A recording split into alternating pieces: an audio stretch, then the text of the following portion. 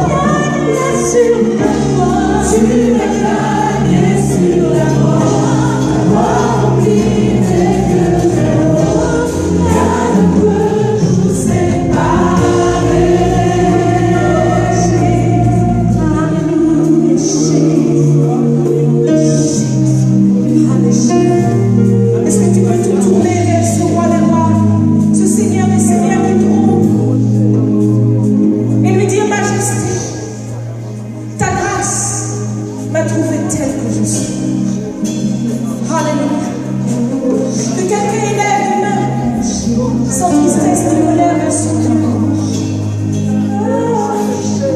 Et lui dit majesté.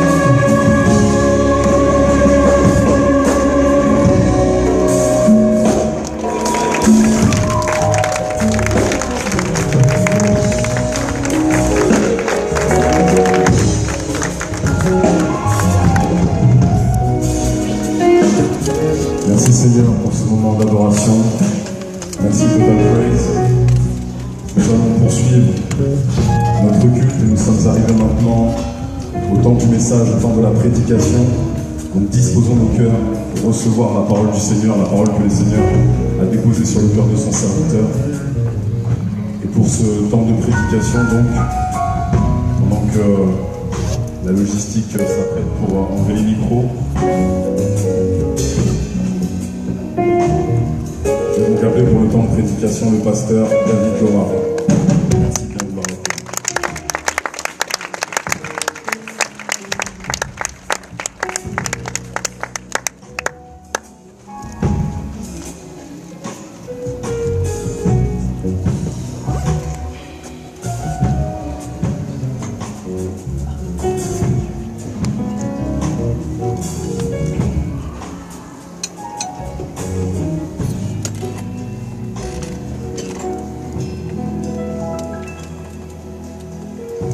Bonjour à tous. Bonjour. Et nous profitons pour saluer tous ceux qui nous regardent à la maison pour ce jour du culte de gospel de Paris. Nous avons déjà reçu beaucoup, une louange vivante, un temps d'adoration qui nous permet à nous tous de saisir les pans de la robe du Seigneur qui libère pour nous une grande puissance.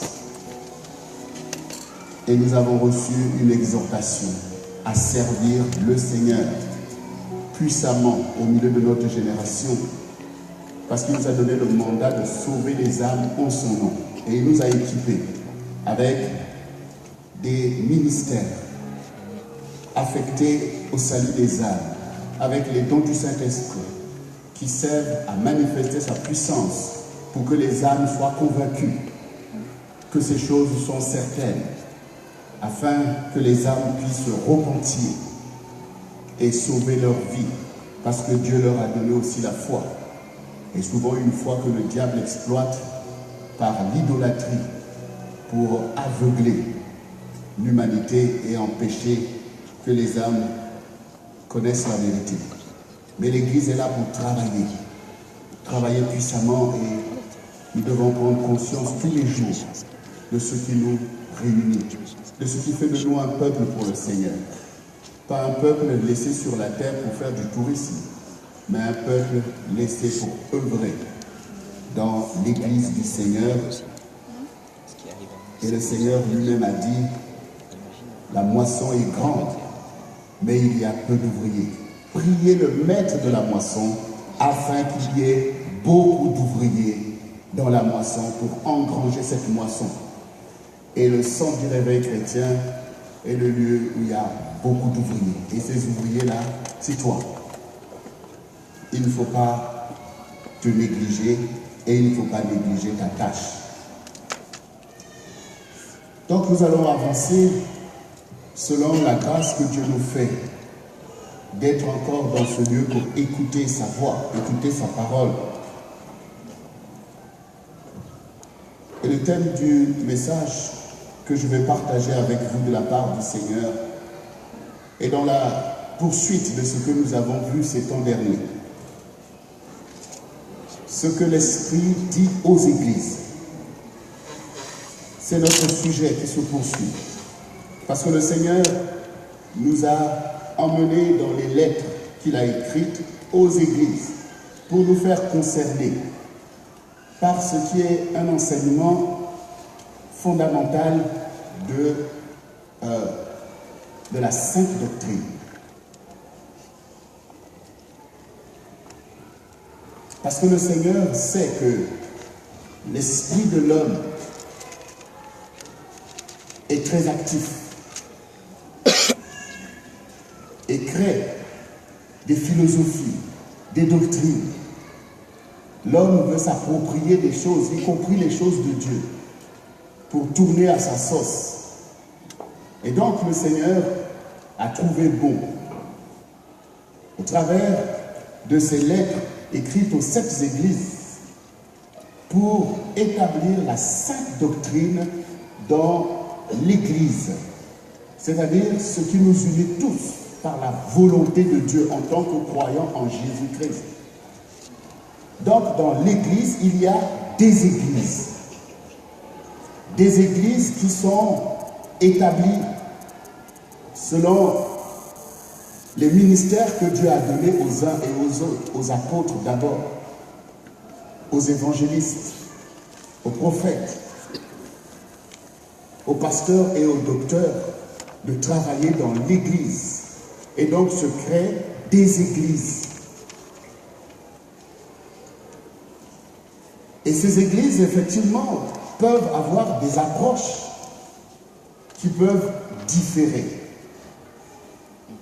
Mais elles ne sont pas appelées à 1000 doctrines.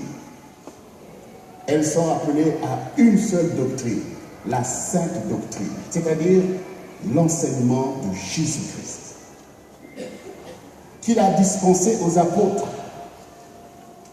Et cet enseignement est la quintessence de toute la révélation depuis le temps d'Abraham et même avant, depuis le temps de Noé,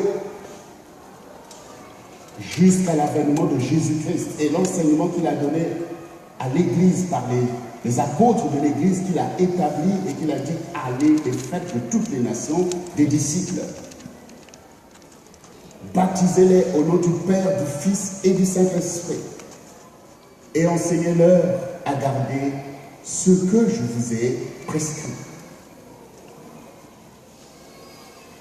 Et j'aimerais ici attirer ton attention sur le fait que à la fin de toute chose, seuls les saints seront sauvés. Voilà. Seuls les saints seront sauvés. Les autres seront perdus, condamnés. Donc, je suppose que ça t'intéresse d'être sauvé. Si ça t'intéresse d'être sauvé, ce qui veut dire que ça t'intéresse d'être saint. C'est aussi simple que ça. À la fin des temps, seuls les saints seront sauvés. Si je veux être sauvé, je dois être saint. Une équation simple. Et puisque les gens ne deviennent pas saints tout seuls, puisque nous avons été conçus, nous sommes nés dans le péché, puisque nous sommes pécheurs par le péché d'Adam, depuis le sein maternel, nous partageons déjà la condition humaine qui est celle d'une humanité qui a péché. Et le péché, c'est l'aiguillon de la mort. Donc le péché conduit directement à la mort. C'est pour ça que nous sommes intéressés à savoir comment le Seigneur fait pour sauver des personnes, puisque déjà, même dans le sein maternel, nous prenons déjà la direction de la mort. Donc, le salut est l'œuvre du Seigneur qui a conçu de nous sauver. Donc, le salut vient d'en haut. Le salut vient d'en haut. Personne n'est sauvé par lui-même, ni par sa descendance, fût-il un descendant d'Abraham. Tout le monde est sauvé par l'action directe du Seigneur lui-même, qui a le pouvoir de nous enseigner la voie du salut. C'est-à-dire qu'il a le pouvoir de nous sanctifier. C'est ce que le Seigneur a dit aux enfants d'Israël dès lors qu'ils se sont levés pour sortir du pays d'Égypte et d'aller vers le pays de Canaan. Le Seigneur a dit, je suis l'Éternel qui vous sanctifie. Cela veut dire que tout ce qui va se passer, toutes les épreuves que vous allez rencontrer, toutes les lois que vous allez recevoir, tous les enseignements que vous allez recevoir visent à vous sanctifier. Ça veut dire quoi pour toi aujourd'hui? Des fois, nous avons l'impression que Dieu nous surcharge, qu'il nous dit plein de choses, des lois de ceci, des lois de ceci, des lois. Ce n'est pas Dieu qui a besoin de lois. C'est ta vie qui a besoin de choses-là. C'est ta vie qui a besoin des enseignements. Regardez, quand vous commencez à enseigner à vos enfants, pour ceux qui ont des enfants, quand vous commencez à leur donner des conseils, à un moment donné, pour des enfants qui manquent de maturité, ils vont avoir l'impression que vous le saoulez. Mon père, il me saoule. Ma mère, elle me saoule. Mais c'est ta vie qui a... On te donne des conseils parce que quand on regarde ta petite mentalité, on dit il y a un danger.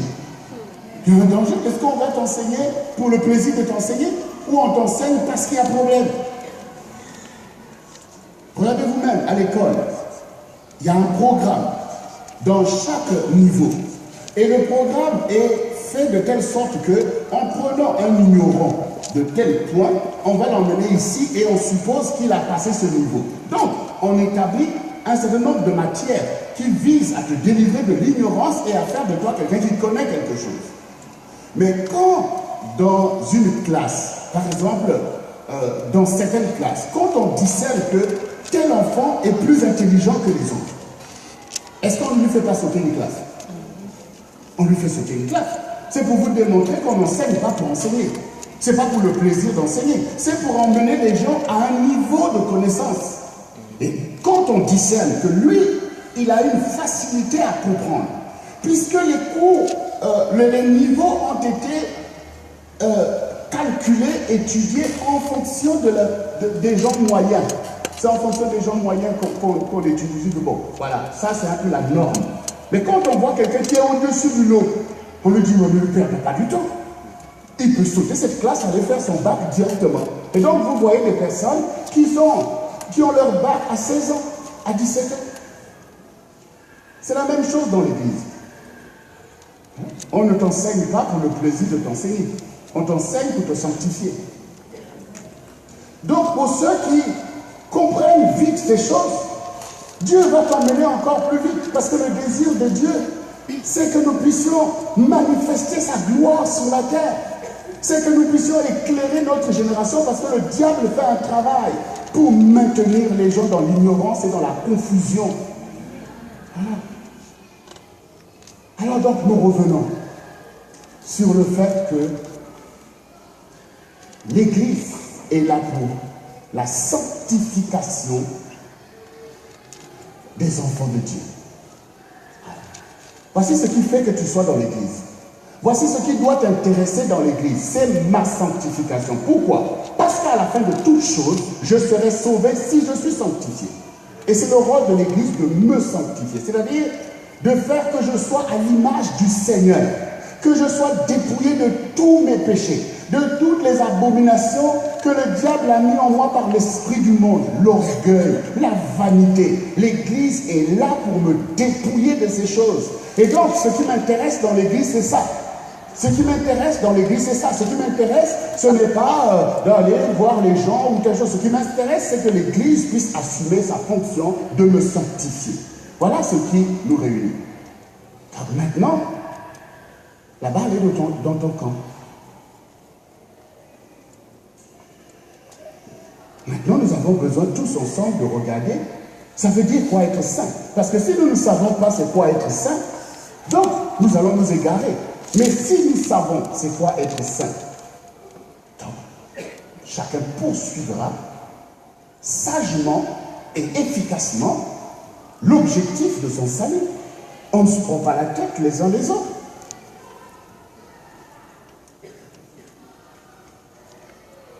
Et quand nous lisons ces lettres, le Seigneur dit que celui qui a des oreilles entende ce que l'Esprit dit aux églises. Et une autre parole qui revient comme un leitmotiv, à celui qui vaincra. Ça veut dire que le Seigneur nous dit d'observer. Observez vous-même les champions, puisque spirituellement, c'est nous les champions. Donc nous avons besoin de voir d'autres champions dans d'autres domaines, comment ils se distinguent. Là, en ce moment, il y a le Tour de France, qui est une compétition internationale de renommée de premier plan. C'est la compétition la plus regardée dans le monde. C'est une compétition qui est là depuis plus d'un siècle. Mais on regarde. On regarde. Tous ici, nous pouvons rouler un vélo. Mais est-ce que tous, nous pouvons courir la Tour de France? Est-ce que nous pouvons courir le Tour de France? Non. Ce sont des personnes qui prennent cette discipline et même parmi eux, ils sont nombreux. Mais il y a un seul qui va devenir champion. Et quand Jésus te dit à celui qui vaincra, il n'est pas en train de jouer avec toi. Il est en train de te dire la vérité. Que le chemin du salut, ce n'est pas selon nos pensées. Parce que selon nos pensées, on dit, oh Dieu, voilà, on fait comme ça et puis c'est bon pour toi, quoi. Non, le Seigneur, vos pensées ne sont pas des pensées. Je vous encourage à lire les enseignements du Seigneur Jésus sur le royaume de Dieu.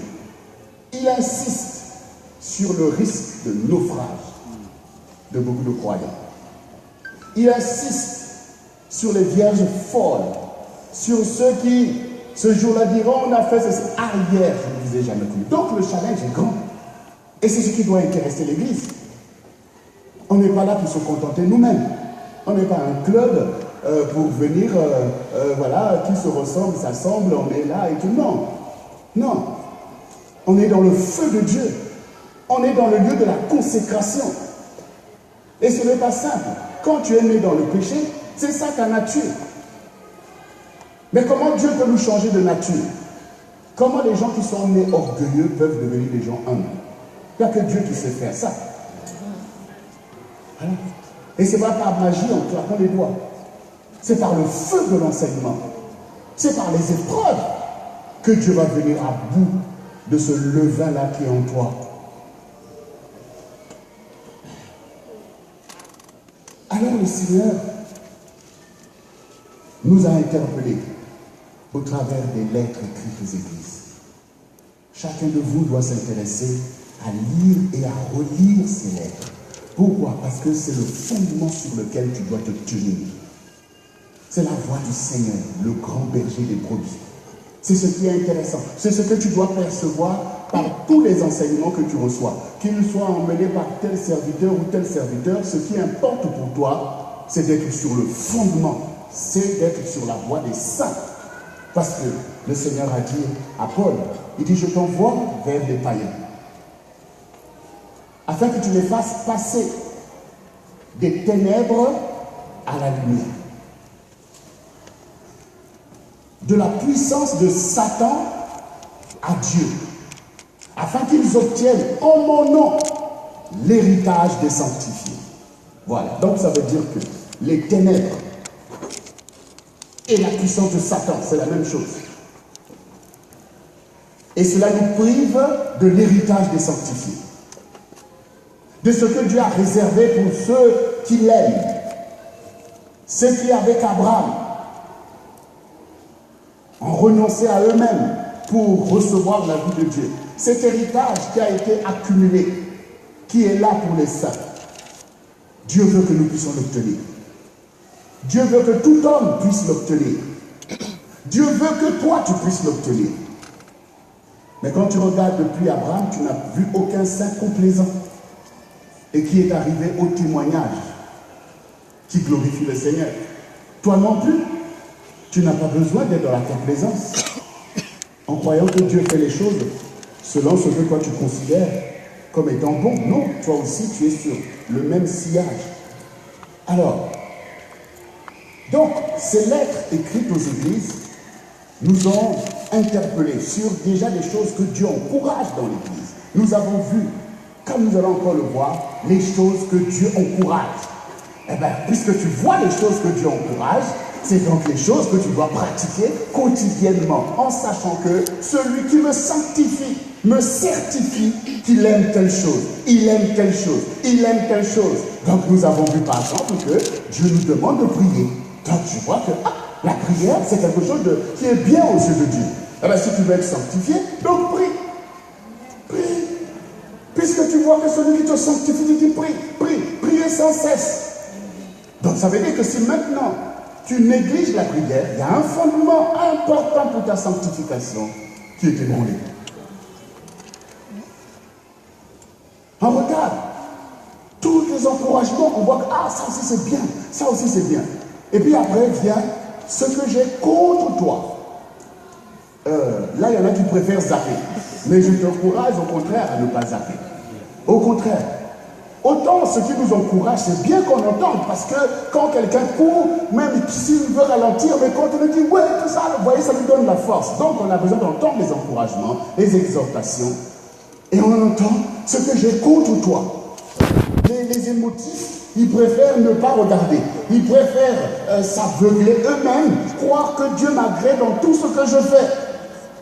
Non, les disciples, eux, ils sont intéressés à savoir, Maître, qu'est-ce que tu as contre moi?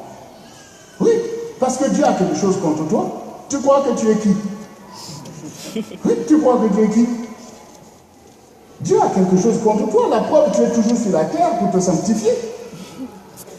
Dieu n'a rien contre les saints qui sont déjà parvenus. Paul lui-même, il a dit, j'ai gagné la course, j'ai gardé la foi. Le Seigneur, le juste juge, me donnera la couronne parce que j'ai achevé la course. Donc il est dit. Ça veut dire que pendant tout son parcours, il a veillé à ce que Dieu pouvait aussi avoir contre lui pour se sanctifier. Ceux qui se sanctifient, ce sont ceux qui ne méprisent pas les réprimandes du Seigneur. Ce sont ceux qui ne se séduisent pas. Tu ne t'aveugles pas pour dire Dieu va s'accommoder avec tes affaires. D'ailleurs, j'aimerais prendre un exemple simple. Dernièrement, il y a une sœur qui m'envoie un petit message au travers d'Internet en me demandant, expliquant sa situation. Parce qu'elle était dans une situation où elle vit maritalement avec quelqu'un, ils ont des enfants, et puis finalement, elle s'est tournée vers le Seigneur dans cette circonstance, et puis elle est toujours dans cette situation, mais en fréquentant le ministère qu'elle fréquente, elle a reçu le baptême du Saint-Esprit. Donc, elle parlait en langue, donc elle est née de nouveau. Et puis, elle se dit, mais je vis dans cette situation, on me dit que c'est pas bon. Mais là, je suis née de nouveau. Donc, elle me demande, mais pasteur, qu'est-ce que tu en penses par rapport à ma situation, puisque... Je dis à la sœur, c'est pas mon point de vue qui compte. C'est la parole du Seigneur à laquelle tu dois te soumettre. Qui compte. Et c'est la parole qui te sanctifie. Cela veut dire que tu dois être enseigné à ne pas prendre la grâce de Dieu, la compassion divine en vain. Parce que la parole est claire. Dans ta situation, même si Dieu te fait grâce, parce qu'il fait se lever son soleil sur les bons comme sur les méchants, c'est à toi de te sanctifier. Il faut que tu puisses régulariser ta situation. Tu as des enfants, qu'est-ce que tu vas leur enseigner? Tu vas enseigner à tes enfants d'être dans leurs circonstances ou de rentrer dans la parole qui est la garantie du salut. Donc, je dis non.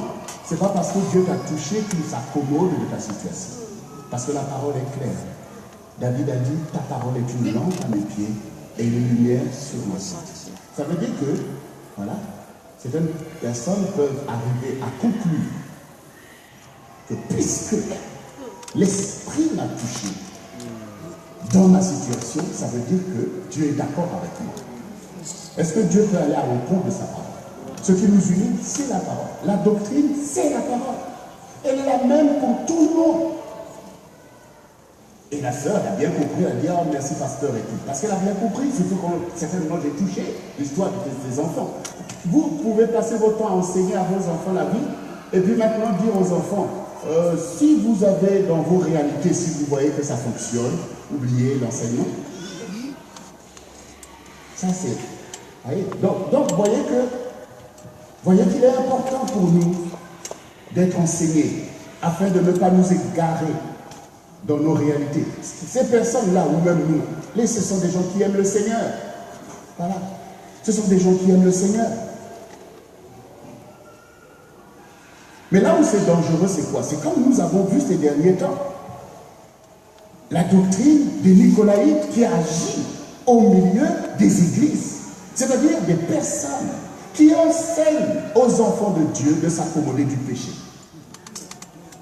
Et ces doctrines-là font rage, là, maintenant même, au milieu des églises. Des gens fantaisistes qui se lèvent, qui devaient eux-mêmes savoir qu'ils sont des brebis et qu'ils ont besoin des bergers pour aller, soi-disant, enseigner d'autres, aller former des églises dans des maisons à tout va, aller pousser des rebelles à pouvoir créer les églises selon leurs pensées, selon leurs désirs, mais il y a une confusion totale. Il y a une confusion totale. La doctrine des Nicolaïtes, comme Balaam, qui a enseigné à Balak de faire pécher les enfants d'Israël afin que la grâce et la faveur, la bénédiction de Dieu puisse s'écarter afin qu'ils soient maudits. Manger des viandes sacrifiées aux idoles, l'impudicité. Voici le piège que Satan voulait mettre devant les enfants d'Israël, parce qu'il a essayé de les maudire, il ne pouvait pas, parce que Dieu était puissant au milieu d'eux. Alors il a dit à ce roi-là que, écoute, si tu veux que ce que tu penses là arrive, il faut déjà les faire pécher. Parce que quand ils vont pécher, c'est sûr que la gloire de Dieu va s'éloigner d'eux, et là on pourra les maudire. Et aujourd'hui dans l'église, il y a des personnes, quand quelqu'un vient vous enseigner des choses, regardez sa vie. Regardez sa vie. Parce que je peux vous dire, comme j'ai dit depuis le début, l'esprit humain est actif. Ça veut dire que certaines personnes, vous savez que dans l'église, il y a des faux prophètes et des faux docteurs. C'est directement l'œuvre de Satan. C'est comme ça que Satan travaille à empêcher aux gens d'être sauvés et à vouloir contrecarrer la puissance de l'église. Donc, il va simuler les choses pour emmener les choses à la dérive. Et ces choses vont d'abord, malheureusement, piéger les rebelles. C'est-à-dire que déjà ton esprit est dans la rébellion. Ça veut dire que tu ne peux même pas être aidé par le Saint-Esprit parce que l'état de ton esprit est un état de rébellion. Donc toi, tu vas tomber dans la doctrine de ces Nicolaïtes qui vont te dire, ouais, tu n'as pas besoin de te soumettre à des pasteurs, tout ça, regarde dans la Bible, c'est dans les maisons, tu peux faire toi-même, tu peux t'occuper de... Mais toi-même, regarde toi-même. Regarde aussi toi-même. Regarde. Alors, maintenant, puisque oui, toi-même, tu peux peut-être le faire. Mais ça veut dire quoi être sanctifié? Il y a des personnes qui sont là. Tu vois toi-même que tu n'es pas sanctifié. Tes pensées sont abominables. Tu sais que tu n'es pas sanctifié. Tu as besoin que quelqu'un t'aide à te sanctifier. Pourquoi? Parce que quand un jour, ton âme va quitter ton corps, c'est-à-dire le jour de ta mort, qu'est-ce que Dieu va voir? C'est ce qui est dans ton âme. Ce sont les âmes qui repartent. Ce sont les âmes qui repartent. C'est quoi les âmes perdues? C'est quoi les âmes perdues? Il y a quoi dans ton âme? Quel est l'état de tes pensées? Quel est l'état de tes pensées? Tu vois quand même l'orgueil qui est dans ta vie. Tu as besoin d'être sanctifié. Les faits te prouvent, les réalités, les épreuves que Dieu t'envoie pour que tu vois toi-même ce qui est au-dedans de toi, te témoignent que tu as besoin d'enseignement. Et au lieu que tu cherches l'enseignement, tu veux aller enseigner les autres. Donc tu vas inoculer tes abominations à d'autres. Tu vas chercher, tu vas légitimer tes positions pour faire croire à des gens comme toi, peut-être que pour faire croire que oui, nous tous on est dans l'église, puisque tu as conscience de l'existence de Dieu. Donc tu préfères emmener les gens dans tes logiques au lieu de s'humilier devant le Seigneur et d'aller vers les gens que Dieu a établis pour conduire l'église dans le perfectionnement des saints. Il a établi d'abord des apôtres. Il a établi des prophètes, des évangélistes, des pasteurs et des docteurs pour le perfectionnement des saints. Ça veut dire qu'il n'y a pas de perfectionnement possible sans l'expression de ces ministères-là. Voilà, il ne faut pas qu'on se séduise. Regarde toi-même le résultat de ta vie. Tu es en communion avec le Saint-Esprit, regarde l'état de tes pensées. Regarde l'état de tes pensées. Mais je ne suis pas en train de te condamner. Si maintenant tu constates que, ah oui, mes pensées sont vraiment abominables, je n'arrive jamais à regarder quelqu'un avoir une bonne pensée de lui, je suis toujours en train de mépriser les gens, je suis toujours en train de convoiter, je suis toujours en train de... Quand tu vois ces choses, je ne suis pas en train de te condamner puisque tu es dans la logique de ta sanctification. Je suis en train de t'encourager à te sanctifier. Et Dieu a pourvu à cela. L'église existe. Les ministères sont là. Et ils sont là pour toi. Des ministères comme le Centre du réveil chrétien, tout le zèle qui est mis ici pour créer un cadre, c'est pour ta sanctification. C'est pour ton salut à toi. Le salut que tu as dit, c'est je te donne ma vie et que le Seigneur dit, je te sauve. Mais il y a tout un programme d'enseignement pour que tu y rentres dedans. Et on est tous là pour ça. Pourquoi se séduire? Il faut que tu sois exigeant avec toi-même parce que le jour que tu seras devant le Seigneur, il n'y aura plus un tel, il n'y aura plus un tel, il n'y aura plus un tel. Il n'y aura même plus, oh pasteur David, oh pasteur Jocelyne, nous on a fait notre travail, c'est déjà fini. Et il n'y aura pas des gens là qui te manipulent, te garder dans les péchés, t'encourager à pécher, t'encourager à t'éloigner des choses qui te sanctifient. Quand il s'agit de servir Dieu, tu es là dans ta rébellion, dans du n'importe quoi, et il y a des gens à côté de toi qui t'encouragent à cela. Eh bien, tu es fortifié dans ça. Mais ce jour-là, toute bouche sera fermée. Ce jour-là, ce qui va compter, ce sont les saints. Est-ce que tu es sanctifié? Est-ce que le Seigneur te connaît? Est-ce que tu as l'Esprit de Dieu en toi? Est-ce que tu as le fruit de l'Esprit? Est-ce que tu as été une vierge sage ou une vierge folle?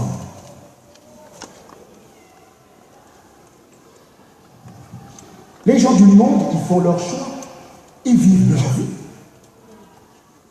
Beaucoup savent que Dieu existe. Ils ont renoncé à cette voie-là. Ils ont choisi de vivre leur vie. Exactement comme quand... parce que tout le monde est éprouvé. Tout le monde est attaqué. Tout le monde est tenté. Satan lui-même est venu devant Jésus pour lui dire, regarde ces royaumes et leur gloire, ça m'appartient, adore-moi et je donnerai. Ça veut dire que c'est ce qu'il fait avec tout le monde. Beaucoup ont choisi de l'adorer. Ils ont choisi d'ignorer Dieu. Ils ont choisi d'ignorer la sanctification. Tout ce qui les intéresse, c'est leur vie, c'est leurs abominations, c'est la convoitise, la jouissance de la chair. C'est ça qui les intéresse. Et non seulement qu'ils s'intéressent à ces choses, ils voudraient contraindre d'autres à légitimer leur voie. Donc ils créent des idéologies de péché, des idéologies des jouissances de la chair, soi-disant la liberté, liberté sexuelle, liberté de ceci, liberté de ceci, liberté de ceci. Voilà. Et ils ont des docteurs pour ça, des prophètes pour ça, parce qu'il est dit que Satan voudrait même corrompre les élus, si cela était possible. Pour les élus, ce n'est pas possible.